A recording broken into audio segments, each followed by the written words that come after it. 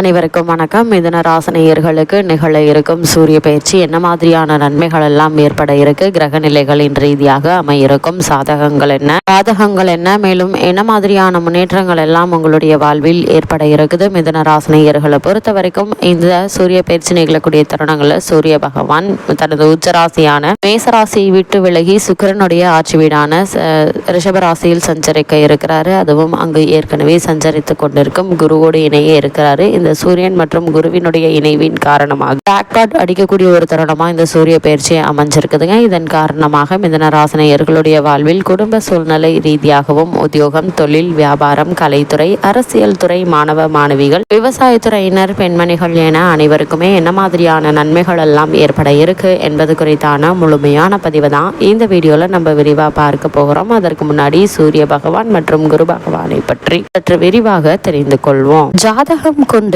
எதிர்காலத்தை கணிக்கின்ற ஜோதிட கலை என்பது ஒரு ஆச்சரியமான அதே நேரம் மிகவும் ஆழமான ஒரு கலையாகும். பல வகையான ஜாதகங்களை கணிக்கின்ற போது ஜாதகத்தில் ஏற்படுகின்ற கிரகங்களுடைய சேர்க்கையை பொறுத்து பல வகையான பலன்கள் ஏற்படுவதை அனுபவத்தில் தெரிந்து கொள்வோம். அந்த வகையில ஒரு ஜாதகத்தில் நவ கிரகங்கள்ல முதன்மை கிரகமான சூரியனும் முழுமையான சுப கிரகமான குரு கிரகமும் சேர்ந்து ஒரே வீட்டில் இருந்தால் ஏற்படும் பலன்கள் என்ன என்பதை தெரிந்து கொள்வோம். ஒரு மனிதனின் தந்தை, எலும்பு மற்றும் பற்களின் வலிமை, உடற்பலம், நோயின்மை ஆகியவற்றுக்கு காரகராக சூரிய பகவான் இருக்கிறாரு. நற்சிந்தனை, ஆன்மீகத்தில் ஈடுபாடு, மகான்கள், சித்தர்கள் மீது மரியாதை, தெய்வீக பணிகளில் விருப்பம் ஆகியவற்றிற்கு காரகரான குரு பகவான் இருக்கிறாரு. இந்த சூரியனும் குரு பகவானும் ஜாதகத்தில் இணைந்திருப்பது பல சிறப்பான பலன்களை தரவல்லது. ஒரு நபரினுடைய ஜாதகத்தில் சூரியனும் குருவும் சேர்ந்து எந்த ஒரு வீட்டில் இருந்தாலும் அந்த வீடு சூரியன் மற்றும் குரு கிரகங்களுக்கு நீச்ச வீடுகளாக இல்லாமல் சமம் எனப்படும் நட்பு வீடுகளாக இருக்கும் பட்சத்தில் அந்த ஜாதகர் உயரிய கல்வியை கற்றவராக இருப்பர். அறிவியல் மற்றும் ஆன்மீக கோட்பாடுகள் இரண்டையும் நன்கு கற்றறிந்து புலமை பெற்றவராகவும் இருக்கக்கூடும். நிதி நிறுவனங்கள் மற்றும் வங்கிகளின் தலைமை அதிகாரிகள் ஆக இருக்கக்கூடிய யோகம் இவர்களுக்கு உண்டு. சிலர் அரசாங்கத்தில் நிதியமைச்சர் பதவியை வகிக்கக்கூடும். சிலர் கல்லூரிகளில் பேராசிரியர்களாகவும் பணிபுரிவார்கள். சூரியன் குரு இரண்டும் சேர்ந்து ஒரே வீட்டில் இருக்கும் ஜாதகத்தார்களில் சிலருக்கு தங்க நகைகள் சார்ந்த தொழில், வியாபாரிகளில் ஈடுபட்டிருக்கும் குடும்பங்களில் இருந்து வாழ்க்கை துணை அமைய பெறுவார்கள். இரட்டை குழந்தைகள் பிறக்கின்ற இத்தகைய ஜாதகத்தார்களுக்கு அதிகம் உண்டு. ஆன்மீக ஈடுபாடு அதிகம் உள்ளதால் ஒரு சிலர் மக்களுக்கு நன்னெறிகளை காட்டக்கூடிய ஆன்மீக குருவாகவும் மகான்களாகவும் உயர்வார்கள். சூரியன் உலக இயக்கத்திற்கு மிக முக்கியமான ஒன்றாக இருக்கிறது. அதன் சக்தியால் தான் ஜீவராசிகள், பயிர்கள் வாழ்கின்றன, வளர்கின்றன. கோடை, குளிர், மழை போன்ற பருவ மாற்றங்களும் கூட சூரியனாலேயே ஏற்படுகின்றன. அத்தகைய சிறப்புமிக்க சூரியனை நம்மவர்கள் வழிபாடு செய்வதை வழக்கமாக கொண்டுள்ளனர். சூரியனை வழிபடும் சமயத்திற்கு சௌமாரம் என்று பொருள். சூரியன் சிவபெருமானின் வலது கண்ணாக இருப்பதாக புராணங்கள் கூறுகின்றன. சூரியனை சிவனோடு ஒப்பிட்டு சிவசூரியன் என்றும், விஷ்ணுவோடு ஒப்பிட்டு சூரிய நாராயணர் என்றும் அழைப்பார்கள். சிவபெருமானை நோக்கி கடுமையான தவம் இருந்த சூரியன் கிரகபதம் என்னும் பேரும் 1000 கிரகங்களோடு ஒளிமண்டலத்தில் உலாவரும் உயர்வையும் பெற்றார். சூரியன் மேசம் முதல் மீனம் வரையிலான 12 ராசிகளிலும் செல்வார். அவர் ஒரு ராசியிலிருந்து அடுத்த ராசிக்கு செல்லும் பொழுதுதான் மாத பிறப்பு நிகழ்கிறது. சூரியன் பச்சை நிறமுடைய 7 குதிரைகள் பூட்டிய தேரில் வலம் வருகிறார். அந்த தேருக்கு ஒரே ஒரு சக்கரம் தான் உண்டு. இந்த குதிரைகள் பூட்டிய தேரை ஓட்டுபவரனுடைய பெயர் அருணன். இவருக்கு கால்கள் கிடையாது. இவர் திருமாலின் பெரிய திருவடி என்று போற்றப்படும் கருட பகவானுடைய அண்ணன் ஆவார். சூரியனுடைய ரதம் பொன்மயமானது. அந்த ரதத்துக்கு 5 ஆரங்களும் 3 நாபிகளும் உண்டு. 3 நாபிகளும் 3 காலத்தை குறிக்கும். சூரிய சக்கரத்தில் உள்ள 6 கட்டைகளும் 6 ருதுக்களை குறிக்கின்றன. சக்கரத்தின் மேல் பாகமும் கீழ்பாகமும் உத்ராணியம், தட்சியானத்தை குறிக்கிறது. சூரிய சூரிய பகவான் தன்னுடைய தேரில் 4 பட்டணங்களை சுற்றி வந்து காலை, மதியம், மாலை, அர்த்தராத்திரி என்று காலங்களை உண்டாக்குகிறார். அதேபோல் குரு பகவானை பொறுத்தவரைக்கும் ஜோதிட சாஸ்திரத்தின்படியும் ஆன்மீக ரீதியாகவும் குரு பகவான் ஞானத்திற்கு அதிபதியாக கருதப்படுகிறார். திருமணம் போன்றவை தடையின்றி நடக்க, நல்ல வேலை கிடைக்க, உயர் கல்வி பெற என வாழ்வில் முக்கிய நிகழ்வுகளுக்கு குருவினுடைய அருள் மிக முக்கியம். இதனை குரு பார்க்க கோடி நன்மை என்பார்கள். குரு பகவானை நாம் சென்று தரிசிப்பது கோடி நன்மைகளையும் புண்ணியங்களையும் தரும். அல்லது குருவினுடைய பார்வை நம் மீது விழுவது கோடி நன்மைகளை தரும்.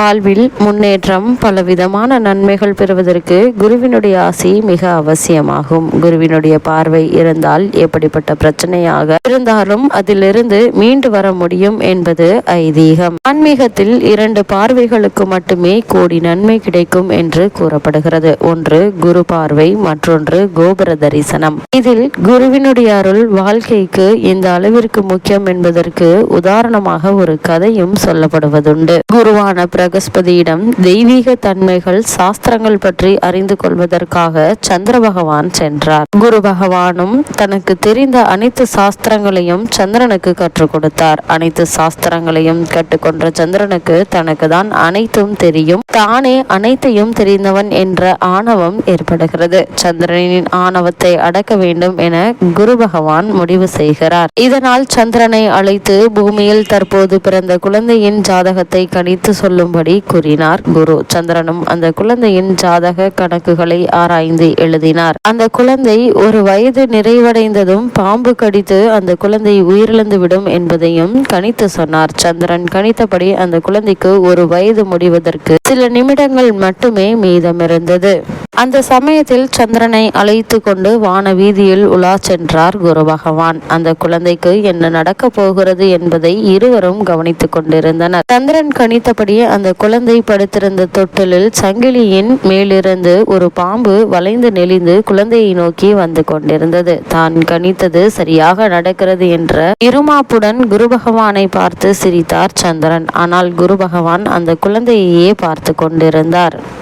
தன்னை நோக்கி ஏதோ ஒன்று பளபளப்பாக வருவதை பார்த்த குழந்தை அதை பிடித்து விளையாட முயற்சித்து உற்சாகத்தில் கை கால்களை வேகமாக அசைக்க துவங்கியது. இதனால் தொட்டில் வேகமாக ஆடத் துவங்கியது. குழந்தையை நோக்கி வந்த பாம்பின் தலை எதிர்பாராத விதமாக தொட்டில் சங்கிலியில் ஒரு துளைக்குள் மாட்டிக்கொண்டது. தனது தலையை மீட்கும் முயற்சியில் பாம்பு வேகமாக தனது உடலை சங்கிலியுடன் பின்னி முன்னும் பின்னும் அசைக்க துவங்கியது. இதை பார்த்து குழந்தை மேலும் உற்சாகமாக குதிக்க துவங்கியதால் தொட்டில் இன்னும் வேகமாக அசைந்தது. இதில் பாம்பின் வால் பகுதியும் மற்றொரு துளைக்குள் மாட்டிக்கொண்டது. தொட்டில் சங்கிலி வேகமாக ஆடியதால் அதில் உடல் இறுகி பாம்பு உயிரிழந்தது. குழந்தையையும் முதல் வயதினை பூர்த்தி செய்து 2வது வயதில் அடியெடுத்து வைத்தது. இதை கண்டு அதிர்ச்சியும் தனது தோல்வியை ஏற்றுக்கொள்ள முடியாமல் கோபமும் கொண்டார் சந்திரன். தான் கணித்தது குழந்தையின் ஜாதகத்தை மீண்டும் சரிபார்த்தான்.